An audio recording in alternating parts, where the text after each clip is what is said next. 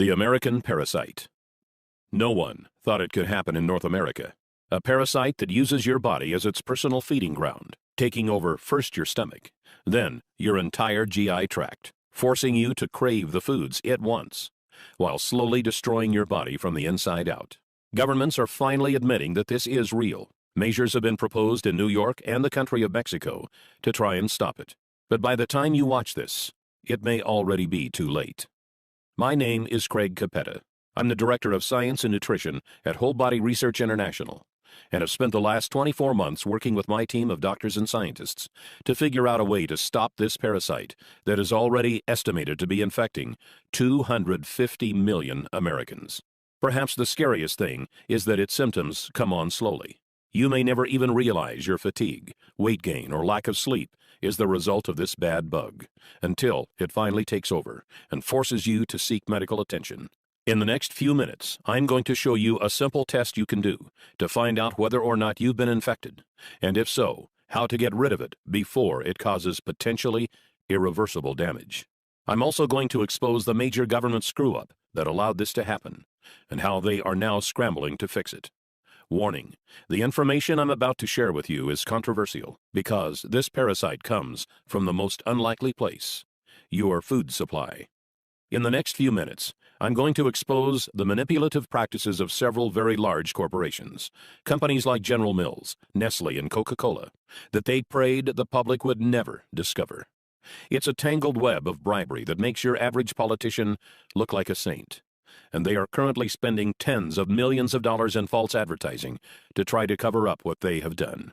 But it's about time someone pulled back the curtain. That's why I've spent a considerable amount of time and my own money over the last few months creating this video that they do not want you to see. So if you're serious about the health of your family, turn off your cell phone, take a seat, and make sure you watch every word of this presentation. What you are about to see and hear may shock you, but it may also save your life. Let's get started. The year was 1950. The death rate by heart disease in America had jumped to an astonishing 30%.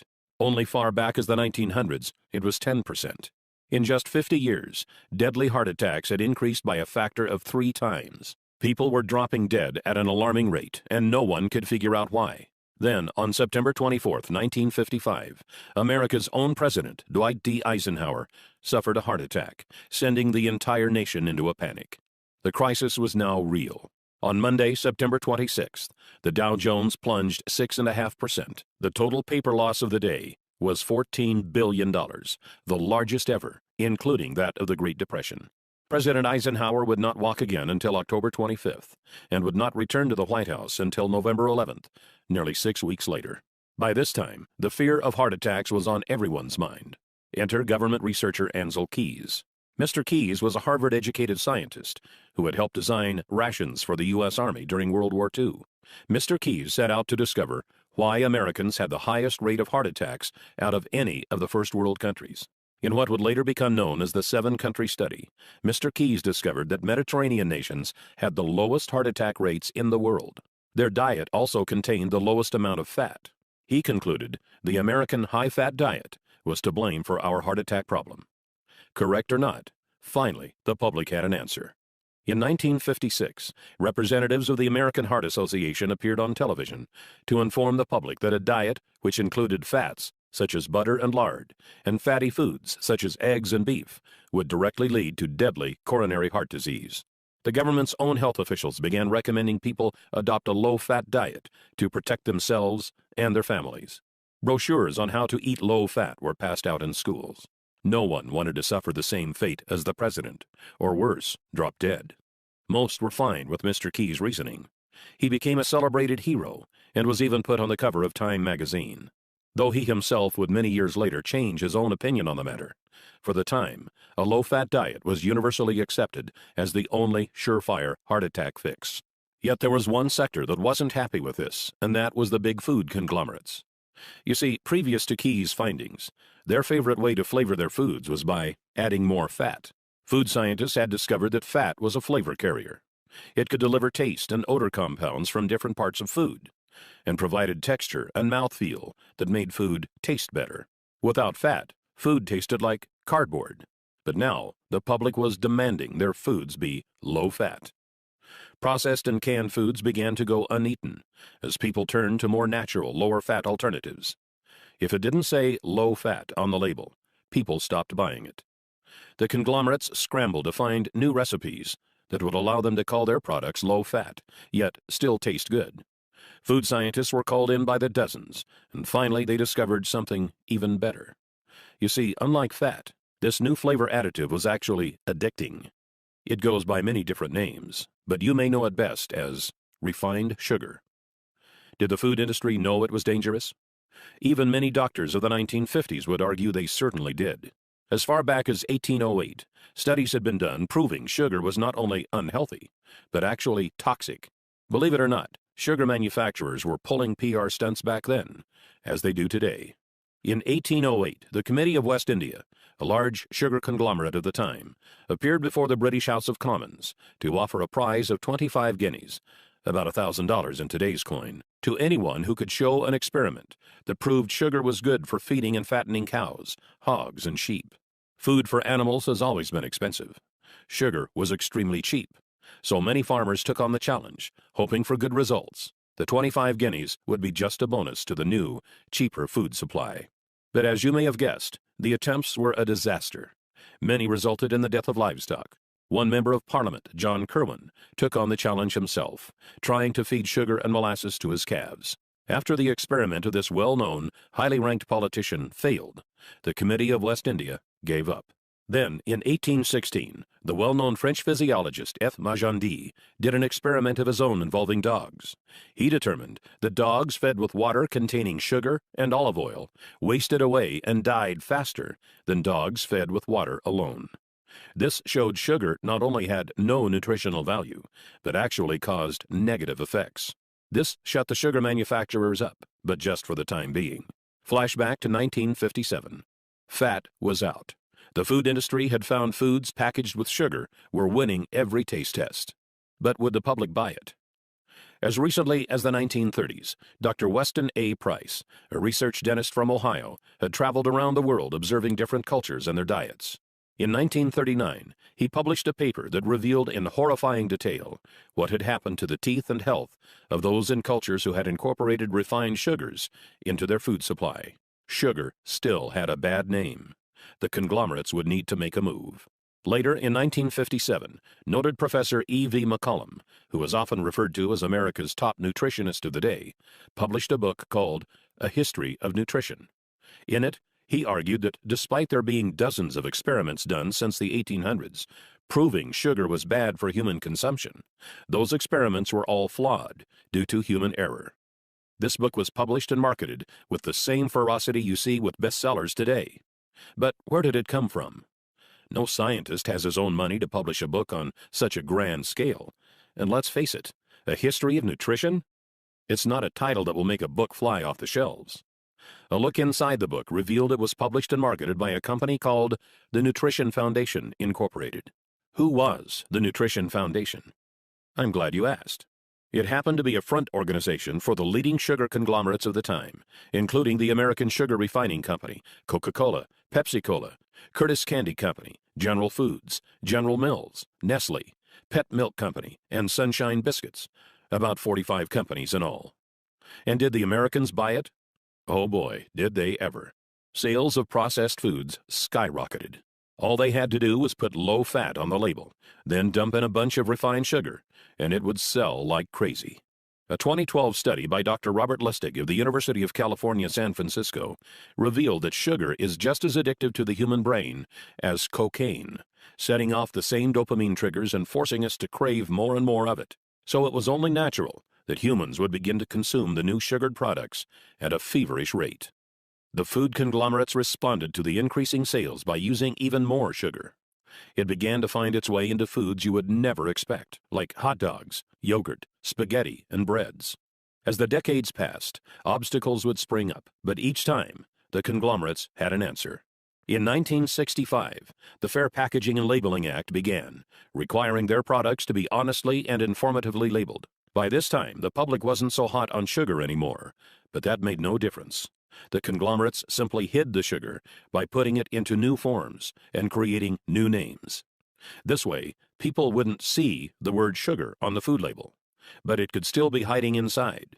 Some names sugar goes by are agave nectar, brown rice syrup, high fructose corn syrup, dextrose, evaporated cane juice, glucose, lactose, malt syrup, molasses, sucrose. Another classic example is when the sugar pushers began putting the word natural into all of their advertising. Made from natural ingredients became their slogan. But all refined sugars are made from natural ingredients. So is cocaine and heroin. During the 1970s, armed with new studies showing the dangers of refined sugars and exposing them in all of their forms, the American public began to wake up. For the first time since the 50s, sales of certain high-sugar foods slowed down. But the conglomerates had prepared for this and had been hard at work developing yet another weapon of their own: artificial sweeteners. Perhaps the most notorious of these was aspartame, more commonly known as Equal or NutraSweet. The story of how it became approved by the FDA is startling. By this time, the diet craze was in full swing, and the diet food market was a billion-dollar industry. It was banned in 1973, and another artificial sweetener, cyclamate, had recently been banned when it was found to cause tumors in tests done on animals. Aspartame was initially also rejected by the FDA, but its developer, G.D. Searle, was not having it. Searle presented the FDA 100 different studies that showed it was harmless, studies G.D. Searle had funded themselves. Why not? They knew if they could get it approved, they would make billions. But despite what their studies said, every time an independent study was done, it was found to be dangerous for human consumption. For the first time in history, the FDA sought criminal investigation into a food manufacturer for misrepresenting the safety tests of a product. What the investigation revealed was shocking. Deceased lab animals from the tests were not autopsied for months or even years after their deaths, so that rotting would render any tumor data inaccurate. Other animals were found to have tumors cut out and thrown away. Then the animals with the removed tumors were labeled as normal. Obvious tumors were labeled as normal swelling. The FDA easily ruled that aspartame would not receive final approval. But what would follow was a set of dirty political tricks that must have made Abraham Lincoln roll over in his grave. G.D. Searle first arranged to actually hire the U.S. attorney who was leading the investigation. Samuel Skinner first resigned from the U.S. Attorney's Office, stalling the investigation, then went to work for Searle. Later that year, Donald Rumsfeld was hired on as CEO of Searle. Yes, the same Donald Rumsfeld that was Secretary of Defense during the Bush administration. He appointed several political buddies to top management positions and proclaimed he would get aspartame approved within 1 year. At the time, Reagan had just been elected, and Rumsfeld was part of Ronald Reagan's transition team, who was in charge of choosing a new FDA commissioner. They appointed a man named Arthur Hall Hayes, Jr. One of Arthur Hayes' first acts as FDA commissioner was to appoint a 5-person panel to review the final decision to reject aspartame. 3 of the 5 panel members still voted not to approve it, citing the animal tumors as a big concern. So what did Hayes do? Simple. He appointed a 6th member to tie the vote at 3-3. Then Hayes, a man who knew nothing of food additives, decided he as a commissioner should get a vote also. He then cast the deciding vote himself in favor of approval. Shortly after this scheme, Hayes resigned from his position as FDA commissioner, after which he was hired by Searle for a position paying hundreds of thousands of dollars a year. I know this sounds like a tale from a political horror movie, but sadly, it is 100% true. After all was said and done, aspartame was approved. Coca-Cola began using it to make Diet Coke, which they then marketed as a weight loss drink. In that first year alone, the FDA received over 600 consumer complaints reporting headaches, dizziness, and other strange reactions to this new, foreign substance our bodies were never designed to handle. But the food conglomerates had won. And since then, over the last 30 years, more and more of these refined sugars, artificial sweeteners, preservatives, and other unnatural elements have infiltrated our food supply, creating essentially a new diet, without ever giving us a choice. The year now is 2013. Governments have finally wised up and are now backtracking, trying to clean up this mess. In March of 2013, New York Mayor Michael Bloomberg fought to lower sugar and sweetener consumption in his city by banning regular and diet sodas over 16 ounces. This September, Paul van der Velpen, the head of Amsterdam's health service, spoke out to call sugar an addictive drug that should be tightly regulated. And just last month, the country of Mexico made motions to put large taxes on sodas, just like the American government did with cigarettes. But like cigarettes, these dangerous additives have now become what feels like a permanent part of our society. So, what is the result of all this? What do these unnatural things actually do once we put them in bodies? Why did the dogs in F. Magendie's study die faster when sugar was added to their diets? Why are more people getting sick than ever before? Why are more people suffering from obesity than ever before? And why is cancer predicted to soar by 50% by the year 2020? The answer may frighten you, as it did me. Doctors are now saying it could be the widest spread health hazard to hit North America since cigarettes, polio, HIV, or hepatitis. In our lifetimes, this one thing will affect more Americans than all four of these combined. In 2005, molecular biologists at Rice University estimated it was already affecting 70% of the American population. What is it? It's the consequence of the unnatural elements we've been exposed to, and the deep, dark secret the food conglomerates are right now, as we speak, spending millions of dollars to try and sweep under the rug.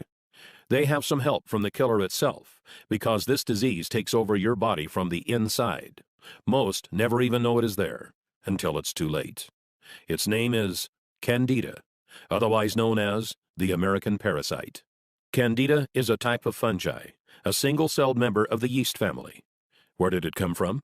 Was it carried over on a boat from Africa? Or did it come from livestock? Actually, no. Candida is a natural resident of your digestive tract, along with 25 trillion other bacteria, some good and some bad. So long as the balance stays in order, which scientists say now is 80% good bacteria to 20% bad, your digestive and immune systems will continue to function normally. But here's where the problem starts. Candida is a member of the yeast family. And do you know what yeast likes to eat? You guessed it. Refined sugars, artificial sweeteners, and preservatives. All of the things that have been added to our food supply in just the last 50 or so years. Maybe you did the experiment back in science class, where you put yeast on a petri dish and fed it sugar to get it to grow. That's what's happening in your stomach right now. Let's take a look at that picture again. These are actual Candida albicans growing in a petri dish. When you feed the Candida, it starts to breed, faster and faster and faster. Soon it has outnumbered the good bacteria in your stomach. Then it makes its way into your upper and lower intestine and throughout your entire GI tract. Before long, it begins to expand into other parts of your body, resulting in serious medical problems that can cripple your ability to enjoy a happy life. Fatigue, weight gain, sleeplessness, bloating and gas, irritable bowel syndrome, constipation, skin problems, fungal infections. These are just the start of the havoc Candida can wreak onto your body. If you're suffering from any one of these symptoms, it's very likely this parasite is to blame.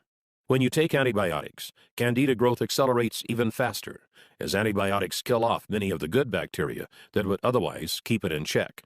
It's because of all this, doctors estimate that currently, at the time this video was being produced, in the fourth quarter of 2013, 80% of all Americans suffer from some degree of Candida overgrowth. Dr. David Perlmutter, a personal advisor to Dr. Oz, who you may know from the show, and his current New York Times bestseller Grain Brain, recently stated, "Those of us who deal with this health condition in a clinical setting are witnessing what now seems almost epidemic." Dr. David Perlmutter. The reason Candida is so dangerous is because it directly affects your digestive system, which is the largest internal organ in your body. It's also the home of your immune system. So when your digestive tract is weakened, so is your ability to combat sickness and disease. Left untreated, it can begin to affect every area of your life. Here is a list of common Candida symptoms composed by Dr. Mark Hyman, recognized Candida authority and best-selling author of The Blood Sugar Solution. General symptoms include chronic fatigue, loss of energy, general malaise, decreased libido, sensitivity to foods, chemicals, or other allergens, eczema, psoriasis, irritable bowel syndrome, toenail fungus. Gastrointestinal symptoms include thrush, bloating and gas, intestinal cramps, rectal itching, altered bowel functions such as diarrhea or constipation, yeast infections, frequent bladder infections, irritable bladder. Hormonal complaints include menstrual irregularities like pain or bleeding, premenstrual syndrome, thyroid dysfunction. Nervous system complaints include depression, irritability, inability to concentrate. Immune system complaints include allergies, chemical sensitivities, low immune function. And if your past history includes chronic yeast infections, chronic antibiotic use for infections or acne, oral birth control pill usage, or oral steroid hormone usage, your chances of having candida overgrowth are greatly increased.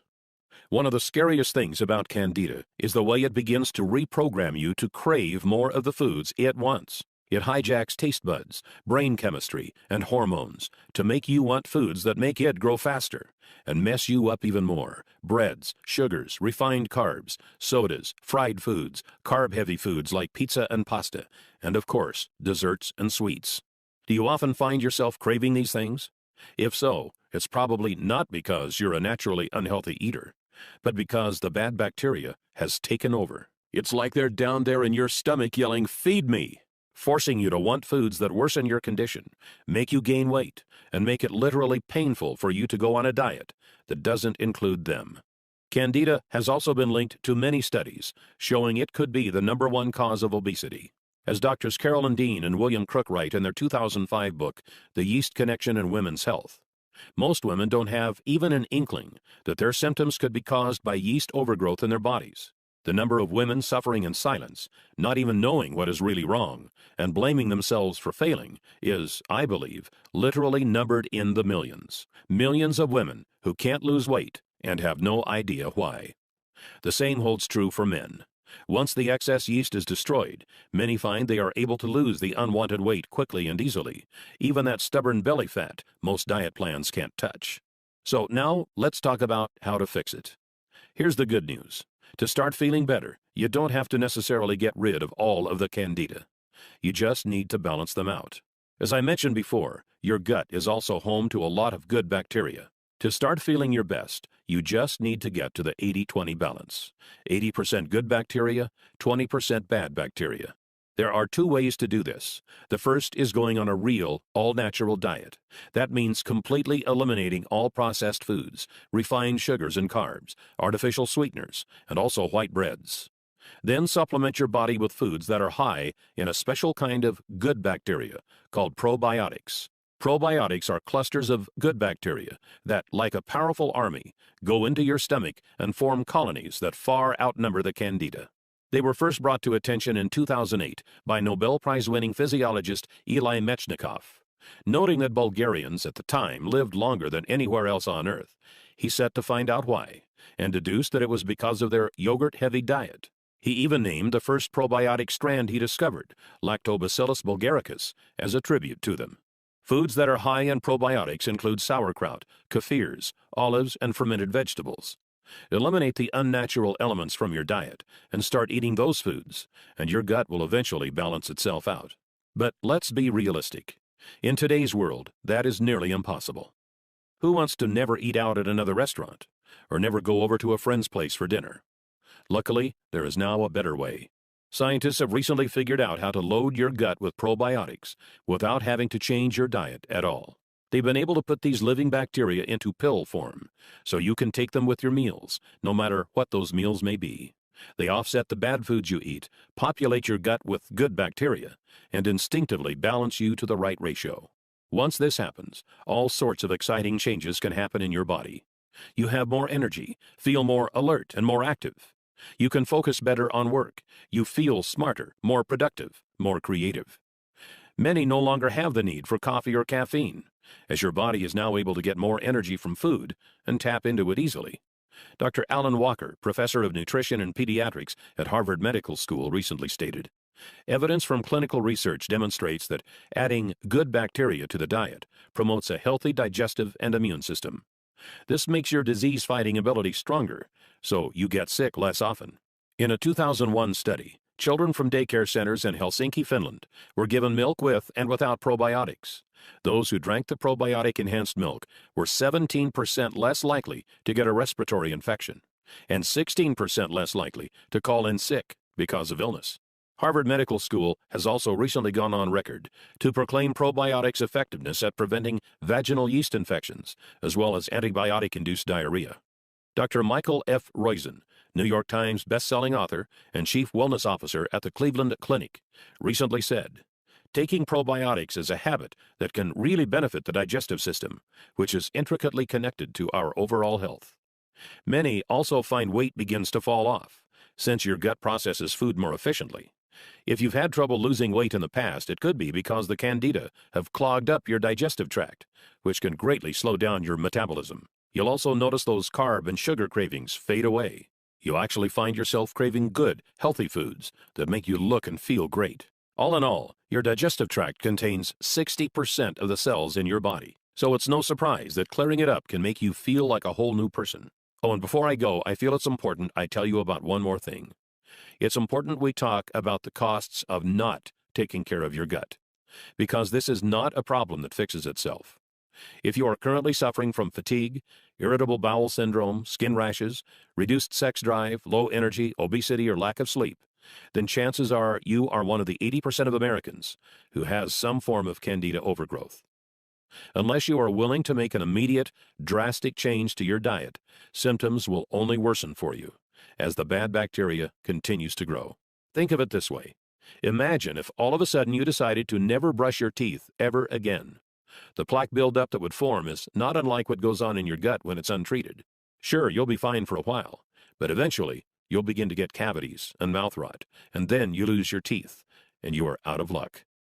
It's very likely the exact same thing is going on in your gut right now. The food that causes bad bacteria to grow on your teeth is the same food that goes into your stomach right after. So it only makes sense that it would cause bacteria growth there also. But in your gut, the consequences are much more severe. While your mouth and teeth are certainly important, they are just a small part of your body. Your digestive tract is your core. It actually contains 10 times as many cells as the entire rest of your body. Untreated, it could begin to affect your health in ways I'd never wish upon anyone. Bad breath, constipation, acid reflux, indigestion, fatigue, lack of sleep, skin problems. These are just the early symptoms. The scariest part is that with 70% of your immune system in your digestive tract, if it can't function properly, you become susceptible to not just getting sick, but to some very nasty diseases like ulcerative colitis, lupus, multiple sclerosis, and arthritis. And those can't be cured by balancing your gut. That's why it's critical you get this handled now, before it's too late. Fortunately, there's an easy way to fight back against the bad bacteria. Simply take 1 capsule of probiotics daily, preferably with a meal. Within just a few days, you'll feel exciting changes in your body. You'll find yourself sleeping better and waking more rested, but with new, exciting energy. You are ready to take on the world. You are no longer tired after meals and no longer find yourself craving bad foods. But when you do cheat once in a while with pizza or ice cream, you still feel great knowing it's not going to go straight to your hips. Don't be surprised if your bathroom habits become more regular. Since you are no longer a slave to your gut, multiple trips to the toilet are a thing of the past. Weight may also begin to fall off, as your body is now a food-burning machine, no longer a fat and sugar storage hub. You'll probably also discover you no longer find yourself needing caffeine, carbs, or sugar. Many claim their sex drive goes up as your body feels younger, sexier, and more vibrant. Your skin may even appear younger and firmer, as your body is better able to bring the nutrients from your food into your skin, replenishing your cells and giving you a healthy, youthful shine. And then, I can't tell you exactly when it will happen. It may be in a few days, or it could take a few weeks, but it certainly will happen. It's something I call the magic moment. The magic moment is when you wake up one day and realize that something is different. Your senses feel more powerful. You are more alert, centered, and on point. The air feels crisp, and your body feels alive. Your serotonin levels have soared, and your soul just feels like everything is right. Then you realize that's the way we humans were supposed to feel all along. And now that your body is running like a finely tuned machine, you know that you always will feel this incredible. It's a feeling you can't really put a price on. Our health is our most precious asset. Without it, we can't fully enjoy anything else.